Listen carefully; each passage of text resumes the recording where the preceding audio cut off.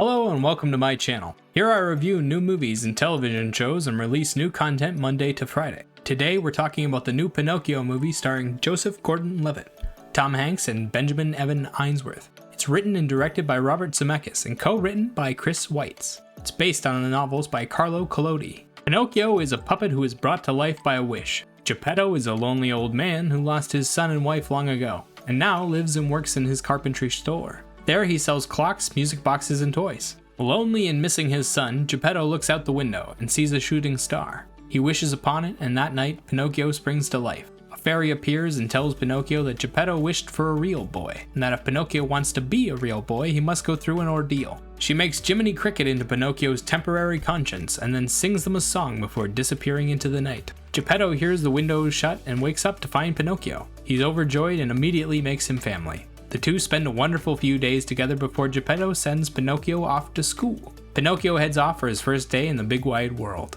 There's only one problem.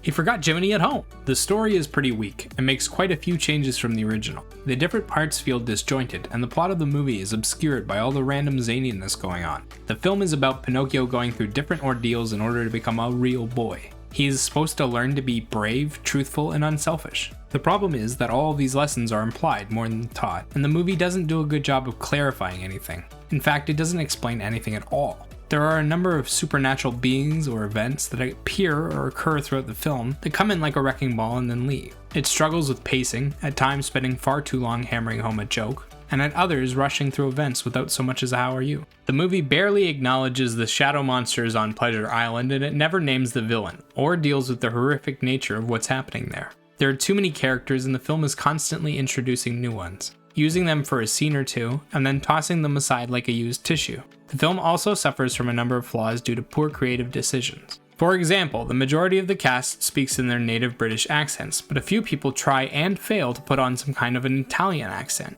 It makes very little sense and had me confused as to where this was supposed to be set. The acting is wonderful aside from Tom Hanks. We get to see a lot of outstanding performances complete with song and dance, and the cast really commits to their roles. The two big standouts for me are the fairy played by Cynthia Erivo and the coachman played by Luke Evans. Cynthia Erivo as the fairy is kind and whimsical. Her rhyming had a nice rhythm to it, and her singing voice is just lovely. Luke Evans as the coachman is incredibly charismatic and puts on an entertaining performance. He disappears into the role, and you'd never know it was him without looking it up. The accent he uses fits seamlessly into his role, and his singing voice makes him sound like a swashbuckling crook. Someone needs to tell Tom Hanks that he can't do accents, and that he shouldn't have tried to sing himself. His Italian accent is Costner bad, and he seems to forget that he had one at times. It's really sloppy, and it makes him seem absurd. The soundtrack is up to Disney's standard. The songs are fun and lighthearted while still delivering a powerful message within the lyrics. They sound fantastic, and if you close your eyes, the soundtrack can almost do all of the work. It has a large variety of music and a nice mix of original songs and emotional tracks.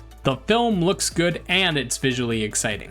The CGI work is top-notch for the most part, and the movie goes out of its way to make each set piece really interesting and vibrant.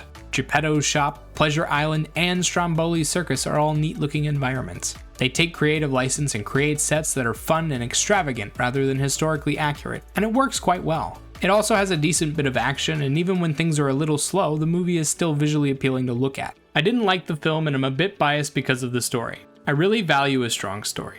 That said, this film has an insanely high production value, and it shouldn't be stomped on just because of one flaw. The soundtrack is Disney magic, the visuals are fun and exciting, and the cast puts on one hell of a show. Not you, Tom. If I'm being objective, there is a lot to love here. For little kids, this type of movie is great. For adults, it might be a little weird and a little jarring, but it's still entertaining. 7 out of 10.